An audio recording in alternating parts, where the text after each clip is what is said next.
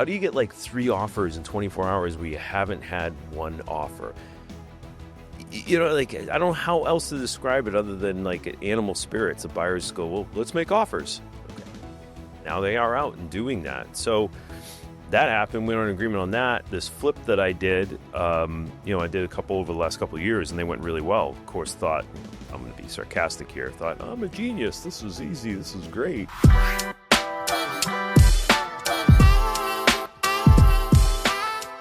So I want to get into all of it, including our conversation about the Facebook ads, the difficulty we've had launching Jay Kinder's program. But I wanted to just go right into it.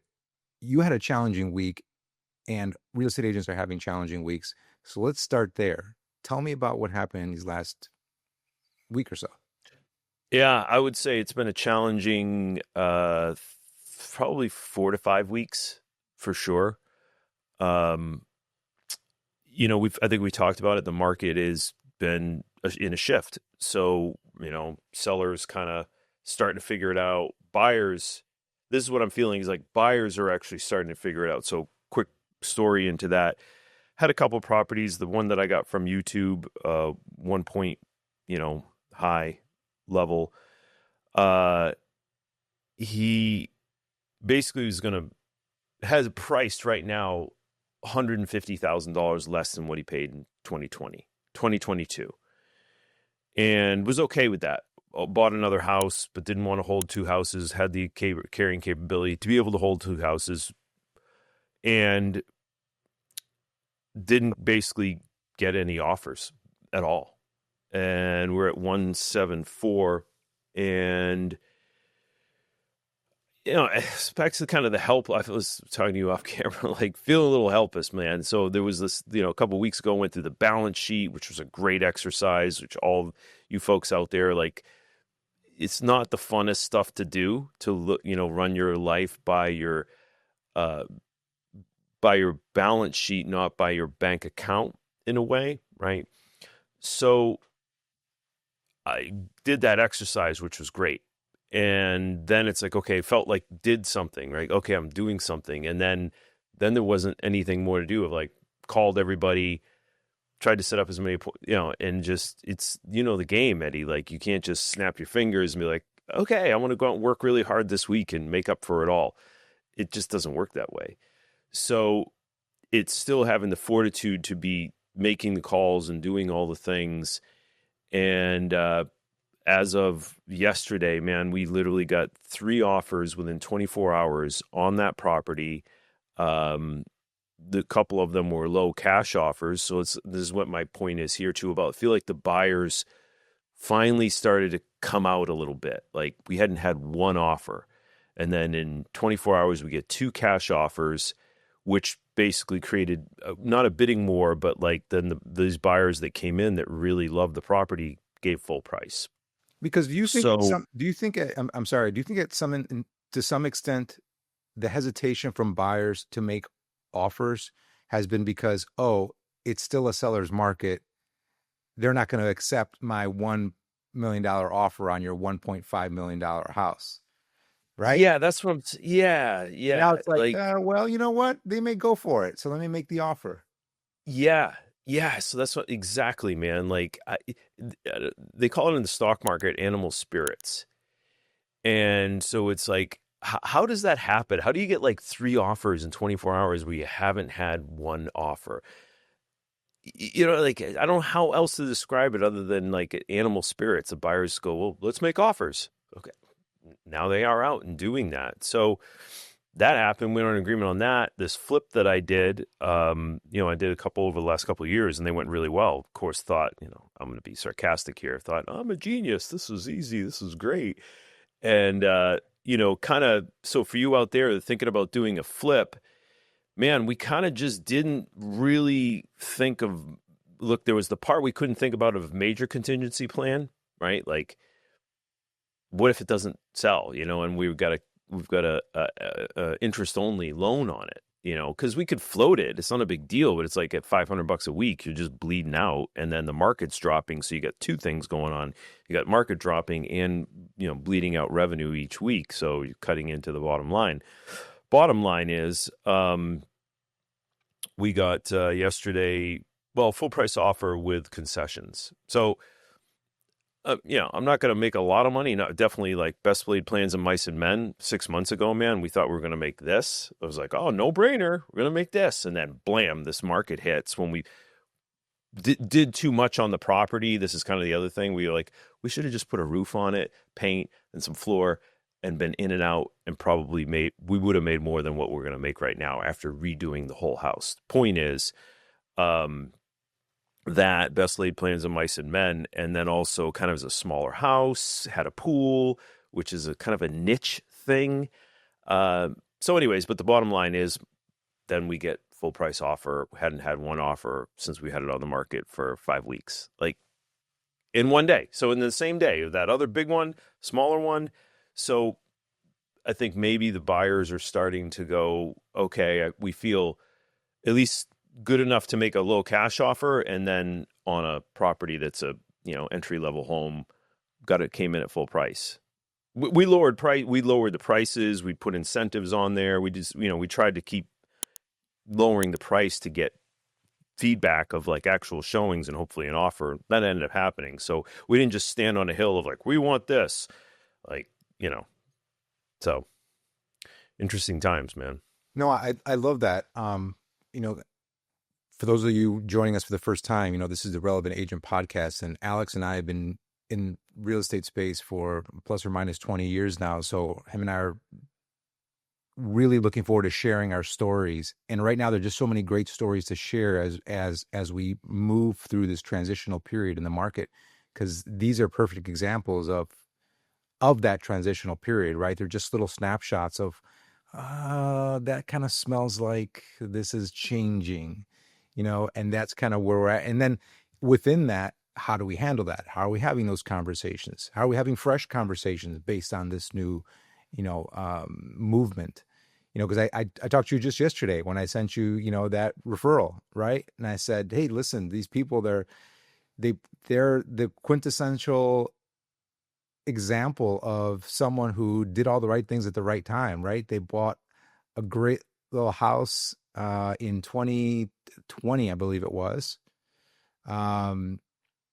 for about half of what they're going to try to sell it for now. 350,000 was, I believe, what they paid, and they're going to be close to high sixes, maybe something like that. But they refinanced into a very low interest rate. So they had everything going, and for the longest time now we've been talking about that avatar, that person, probably holding on to the property. Because what else would you do, or why would you buy into a higher, interest rate and a higher price? But they're a perfect example of, this starts to change. This starts to happen. We get off that hole. I'm never going to get rid of this house because I have locked in at 8%. And I love their example because it's growth in the family. Like, they now have a new baby. So how can you not? You have to. Life changes. You're not going to hold on to it. Could they have held on to it and become what we refer to as accidental investors or unintentional investors, and add it into a portfolio and manage it? Yeah. Do most people want to do that? Probably not, right? I would, it'd be tough to say it's 50-50. It's probably less than 50-50 that would want to do that, are just not interested in that. And so when I had the conversation with him, I said, hey, look on the bright side. You almost doubled your money. What a great financial result for you and your family. Congratulations. And I really paused there in the moment, and I patted him on the back over the phone. I said, great job, man. You bought the house well, you did a few updates, and now, you bought it in the right place at the right time. It's a great location. He's going to have no trouble. And as I mentioned to you yesterday, and this is fun to share too, in case an agent out there kind of runs into a similar scenario where you say, well, I have a couple of people that are interested already in the house, then essentially knocked on his door, so to speak, or just from conversation. I said, we have a couple of people that are already interested in the house. I'm going to see about selling it to them. I said, wait.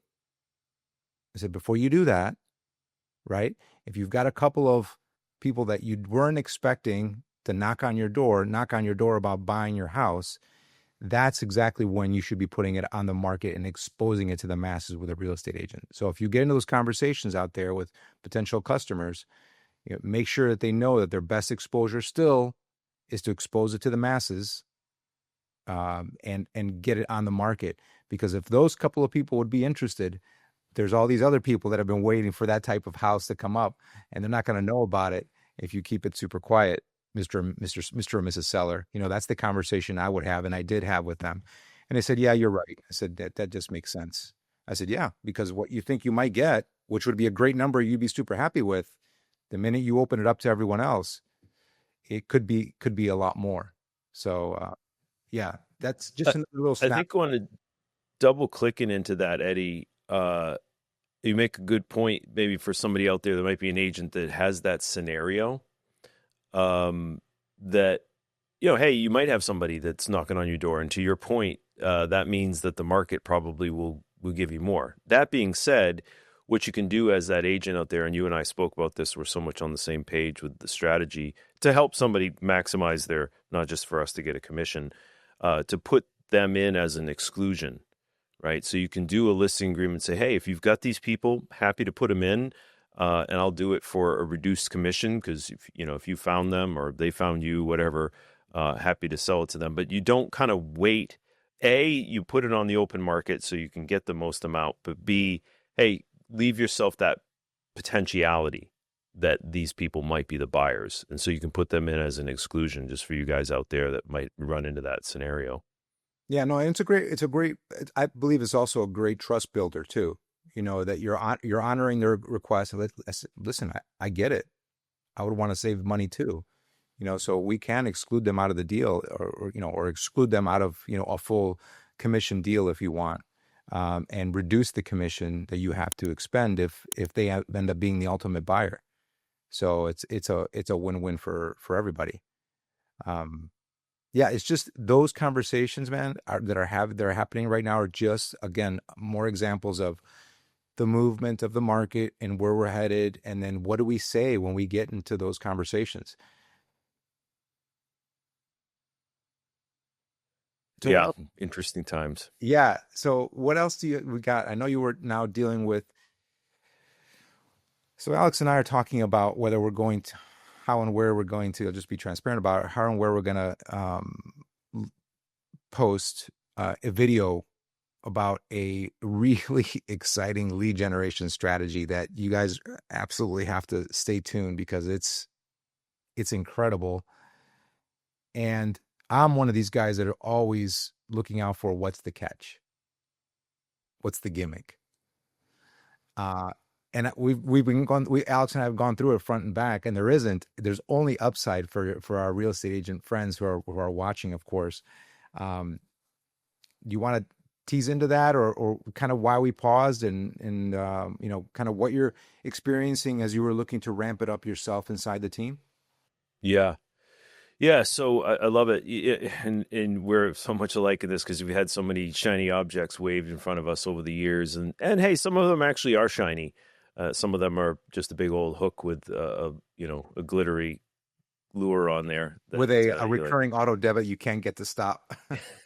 yeah, yeah, yeah. So we vetted and looked at this program with our partner Jay Kinder and what he's doing, and really kind of looking at it as I'm honestly, what's the catch, kind of thing. And not that Jay has ever thrown lures in front of me that weren't legitimate, but there's a lot of stuff out there. So you just always got your radar up for, okay, how am I buying a shiny object? So we vetted it through other people that have used it and have had good success with it. These are Facebook generated leads, targeted leads, specifically down here for new construction.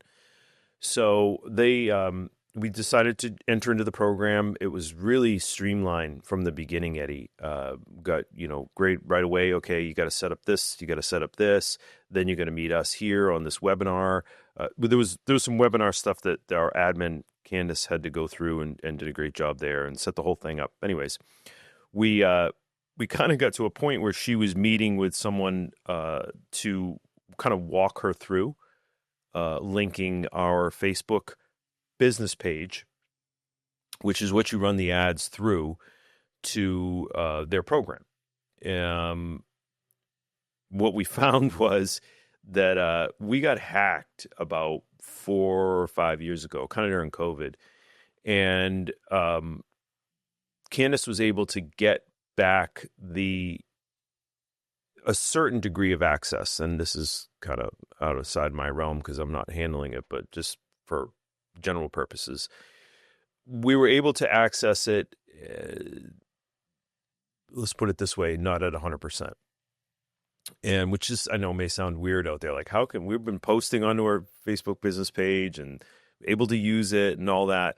But when we got hacked, she was able to get it back, but not all of it back. And the part we weren't all able to get back is to run Facebook ads.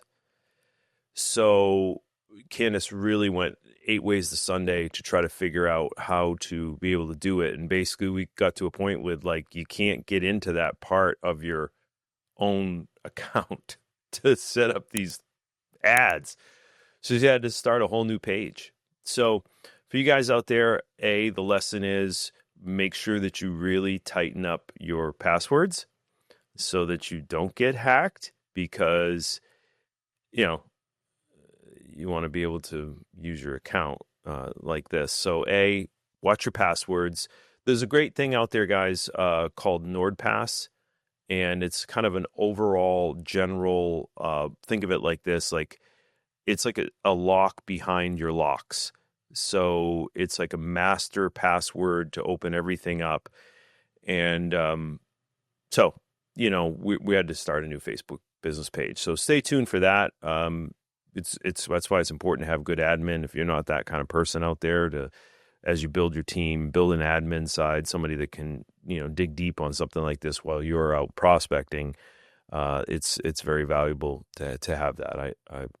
Having an admin is, an ops manager is just, critical for me because I'm not that guy to set up Facebook ads. So that's where we are.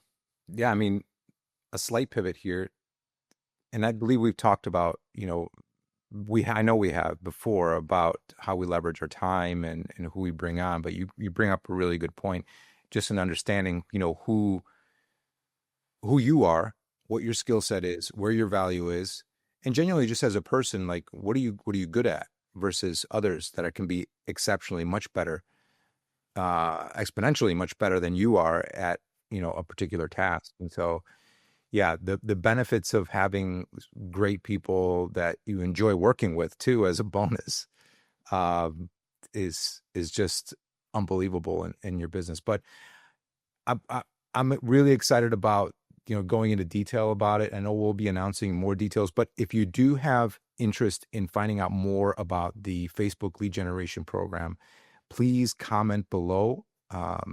Just put in interested in the program or Facebook, whatever you want. We'll pick up on it, of course, and we'll reach back out to you to kind of circle back. But definitely stay tuned. If you haven't subscribed to the channel, subscribe, because when that video drops, we're going to go through all the details of that. But yeah, I just wanted to hop on there today, Alex, and because we usually start our conversations with, how's it going? How was your week? What did you see? What did I see? And then from there comes out the conversation. So we really hit record really quickly on this one to get it out there. But what else, in these, past couple of weeks have you seen, maybe not necessarily that are indicators as to the market changing, but, that were kind of moments where you paused and said, what, we have to tighten that up as a team, or me as an individual, or I wasn't expecting that. Was there anything else out there that happened in these last, week or so that kind of made you pause?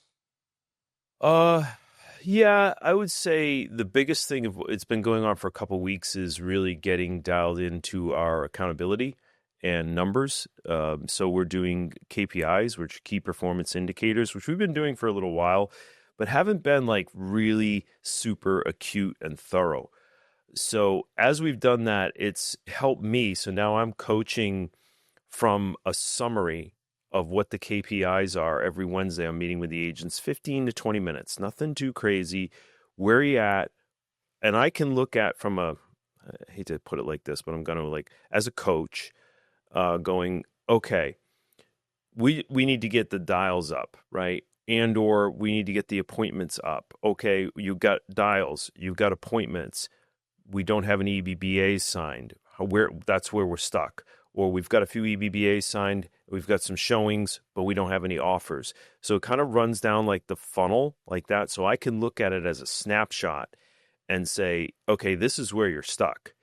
And are you asking this question here? The biggest question that I've been really trying to impress upon, because these newer agents haven't been through a buyer, we're in a buyer's market. I had a text with somebody last night saying, we're slowly going into a buyer's market. I'm like, bro, we've been in a buyer's market, especially in condos, for a couple months, even before the wall of inventory hit in January. So the question that I can acutely say to these agents that aren't writing offers is, you're not asking people to write offers. Or you could frame it in another way of saying, at what price does this property make sense to you? Like it's relatively direct. It's not like, what would you like to offer on this property? That's more direct. But it's what is, and I think that maybe that's starting to seep out there. And you mentioned it earlier that the buyers are now going, hey, I can make offers. Because before, I don't want to insult anybody, and we need, that's their asking price, and I don't want to. So it's this different market, and you don't have the real estate agents that have the skill set, or even some of them do. There's very few of us are around since 2008 to 12, that really rough period, that would just say, let's write offers, and so that you have to kind of like dust off the cobwebs a little bit if you've been through that. If you haven't been through it, hopefully you have somebody that's a team leader or somebody that's been through this to say, you got to start asking this. You got to start asking, at what price does this property make sense to you? Would you consider making an offer? We can get seller concessions. We can do buy downs. These other things that you can kind of move people along to, hey, you can make an offer, and you mentioned those people, like there are people out there now, it looks like, that are starting to put their properties on the market, to your point, like have this super low interest rate, got a lot of equity. Well, we didn't want it, but hey, a baby comes. It's like, this property's too small for us. So even if with this low interest rate, well, they've got a lot of equity in there. So you probably can make them offers, because they've got 6-digit multiple equity built into the property. So they might not be kind of going, well, we need to make this little bit over here. We need to make this extra $10, $20, $30,000. It's like, we've got all this. Okay, what's our motivation? We need a bigger house. So it doesn't matter anymore. Not that it doesn't matter, but we're not going to stand on a hill if we got a 2.5% interest rate and we're not moving. So that's kind of what I'm seeing, man. What we're doing, training into making offers, and also then I think that the general market. I was saying lastly here, I was saying one of the agents that, carrying all these listings, carrying 35 listings in a normal healthy market, we're carrying between 10 and 15. So we're double, right? The good news in that is it's going to start to change. And then you're going to have this inventory that is going to start to get gobbled up. So, a couple of these agents that are carrying themselves double digit listings, in probably as we come into the summer, that summer selling season starts to come. Your people are a great example. They're going to start to absorb this inventory. So don't just think, hey, I've got all these listings and they're sitting. Eventually, like my story earlier, they'll start to pop. They'll start to move. So that's what I'm kind of seeing in the general overall market. It's so helpful. I mean, I want to pound this message in, because sometimes it's difficult to see the transitional period in the markets, and if you're not in it all the time, and you're not seeing the data, looking through the data, like something that you and I have talked about many times on this show, and then the accompanying strategy, conversational points that go along with that. I don't see, we've talked about this before, there isn't a bottom falling out scenario. So it's this really kind of, right? It's this really kind of slow transition into a different time, a different world, a different shift. And so having that leadership that can see it, been through it, can talk you through it, when others may be like, are we in it? Are we not in it? What's going on? So you're stalled. There's that little elegant detail. I love it. And I find that super, super interesting.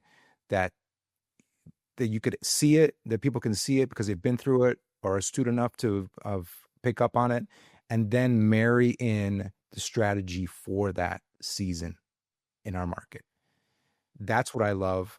Those are those little, because you and I, when we started the show, we're like, hey, let's talk about what we want to talk about. This is what I love to talk about. It's these little nuances that I think mostly come from experience. Either I've been through it, usually because you've been through it, and you learn. And because, of course, once it happens, you've now have that lesson and you carry it with you, forward. And so that's the spirit of the show. I mean, what else would you drop on somebody that's hasn't gone through this before? What else would you share at this moment to kind of keep your eye on, maybe dust off or grab the pen for the first time and write down? What would you say to someone like that that's watching? Well, I would say even coming back to myself and a quick story. I texted some people that are been in the business for a long time, back to the 2010 days, and I was saying something like, listings are sitting or something like that, and they're like, we thought it was just us. So these are people that have been through it, right? But it's like so much time goes by, and even for myself, you get a little like, what is going on here? What am I missing? And it's like, I'm not really missing anything. It's just a little cycle. The big question in this is, I was having dinner with somebody who's a stockbroker last night, or runs a little mini hedge fund. And he's like, we were talking about cycles, and there's like the little cycles that are within bigger cycles, meaning like you're going up, right? If you look at the S&P or NASDAQ, whatever, it doesn't go up linear, right? There's little cycles within the up cycle. And then obviously there's there's all kinds of people that look at Fibonacci lines and all these kind of things that they can tell if you get resistance at certain levels, and you can say, okay, this pattern is actually going into a bear market pattern. So the mini cycle right now would definitely look like a bear market. However, I hope, I don't know if I'm projecting this, that this is just kind of like a little mini down cycle within more of an up cycle. I do believe liquidity is coming in. Interest rates probably are going to drop. The tariffs are bringing the 10-year down. So I think we're going to probably rebound from this. I don't think this is a larger trend down. But anyways, back to your question in a way, there's going to be people that you've been through it before, like myself, and you're still like, what is going on? But you've been through it Yeah, before, you right? gotta peel through it a little bit. It's like, is Yeah, it not, right? It's not like it's a yeah. definitive, oh yeah, I've seen this before. It's never that clear. No, that's right. And so, especially in our business, you can't just, we talked about this off camera, you can't just snap your fingers and say, well, I'll just go out and work harder right now, and then I'll get paid at the end of the week or at the end of the day. No, it doesn't work like that. So you definitely want to start off, like we talked about in the beginning, looking at your balance sheet. This is a good time to reevaluate what are the systems we're using, what are the systems we're paying for and not using. Get rid of it, get rid of it, get rid of it. And you can always bring it back, right? You can always bring it back. So do that first, then get back to the basics. Like I went on a listing appointment on Monday, I think, Monday or Tuesday. And I know it was outside the area. It was a referral. Usually I'd hand it off to someone in the team, but I was like, this is something that I can do. So I'm not just going to say, oh, I'm just going to lean on the team. It's like, hey, I got to dust off my gloves. I got to dust off the spurs, whatever. And I got to get out there and make some things happen that I wouldn't normally do. So that's kind of what I'm seeing, Eddie. I feel good about getting those offers and getting those under agreement, but it's also like there is still the part that I can do. So whoever out there, you can lower your balance sheet. You can get back to the basics, getting on the phone, offering good service, getting on the phone, offering good service, getting off the phone, getting on the phone, and don't just, sit around the water cooler talking about how much this market sucks. Yeah, and tightening up your message about what applies to that particular client right now. What are their goals, and how do you align that with today's market and tell them exactly what's going on? Because we talk about and we think about this, and we host a show just talking about this. So we're in it all the time. But the general public is not. I think that a lot of times they're driven by headlines, and then they don't know how to, you know, work through Yeah. that specifically for them. And that's what we do as real estate professionals, and that's what we do on this podcast every single week for all of you. So if you enjoy this kind of conversation, please consider subscribing. But definitely, if you've got any questions, I really would encourage you to leave them in the comments, because Alex and I will definitely go through them and get back to you. But in the meantime, buddy, have a wonderful week. Thanks for this conversation as always, and we'll see you all on the next one. See you, Bell.